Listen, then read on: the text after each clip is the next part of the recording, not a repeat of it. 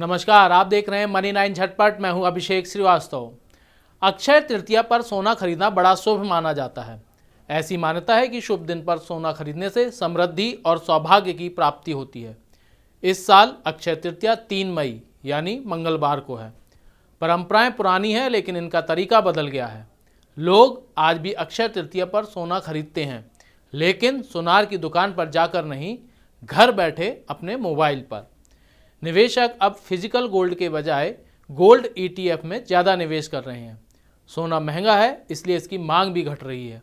जनवरी मार्च 2022 के दौरान सोने की मांग 135.5 टन रही। 2021 की पहली तिमाही में 165.8 टन सोना बिका था। कारोबारियों को डर भी है कि कहीं इस दफ़ा भी अक्षय तृतीया फीका ना चला जाए। इसकी वजह दो हैं। एक तो कीमतें ज़्यादा हैं और दूसरा कोविड के असर के चलते अभी तक डिमांड रिकवर नहीं हो पाई है। हालांकि ज्वेलरी के कदरदान कम हो रहे हैं, तो इन्वेस्टमेंट की डिमांड में इजाफा भी हो रहा है। इस साल जनवरी से मार्च में इन्वेस्टमेंट के लिए गोल्ड की मांग 5% बढ़कर 41.3 टन हो गई। यह पिछले साल इसी तिमाही में 39.3 टन थी। अब अगर आप इन्वेस्टमेंट के लिए सोना खरीद रहे हैं, तो इसका सबसे अच्छा विकल्प गोल्ड ETF है। ऐसा इसलिए क्योंकि गोल्ड ETF के कुछ फ़ायदे हैं। निवेशकों को इसे सुरक्षित रखने की कोई चिंता नहीं होती। गोल्ड यूनिट को डीमैट अकाउंट में रखा जाता है।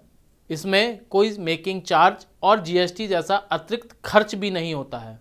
इस अक्षय तृतीया पर आप गोल्ड एक्सचेंज ट्रेडेड फंड या गोल्ड ETF के जरिए अपने लिए या किसी को गिफ्ट देने के लिए गोल्ड खरीद सकते हैं।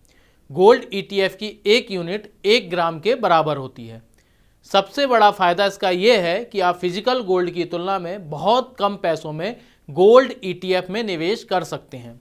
मतलब आप 1 यूनिट भी सोना खरीद सकते हैं। आजकल के ऐसे डिजिटल प्लेटफॉर्म हैं जो 100 रुपये में भी सोने में निवेश की सुविधा दे रहे हैं। गोल्ड ETF में आप ऑनलाइन खरीद और बिक्री कर सकते हैं।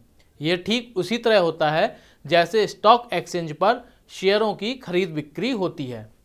गोल्ड ETF भी फिजिकल गोल्ड की तरह ही लिक्विड है, मतलब जब आप चाहें इसे खरीद या बेच सकते हैं। गोल्ड ETF का एक और बड़ा फायदा यह है कि इसकी कीमत पूरे भारत में एक समान होती है, जबकि फिजिकल गोल्ड के मामले में हर शहर में कीमत अलग अलग होती है।